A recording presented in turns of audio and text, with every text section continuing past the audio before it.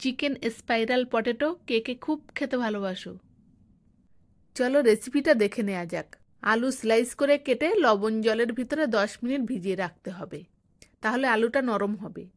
এখানে আমি boneless chicken নিয়েছি, তার ভিতরে লঙ্কা, জিরে, মরিচ, গরম মশলা, লবণ, হলুদ, কর্নফ্লাওয়ার, বেসন, আদা রসুন আর একটু লেবুর রস দিয়ে ভালো করে মেখে ম্যারিনেট করে রাখতে হবে 10 মিনিট।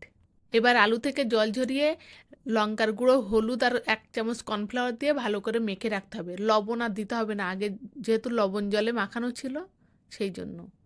এবার আলু স্লাইসের ভিতরে একটা একটা চিকেনের পিস দিয়ে একটা কাঠের ভিতরে গেঁথে নিতে হবে। এবার লো ফ্লেমে এপিট ওপিট করে 5 মিনিট ভেজে নিতে হবে, যতক্ষণ না গোল্ডেন ব্রাউন হচ্ছে। এত সহজে যখন এত টেস্টি খাবার বাড়িতেই বানানো যায়, তাহলে রেস্টুরেন্টে গিয়ে পয়সা খরচ করে খাবেন কেন? বাড়িতেই একদিন বানিয়ে খেয়ে দেখবেন, দারুণ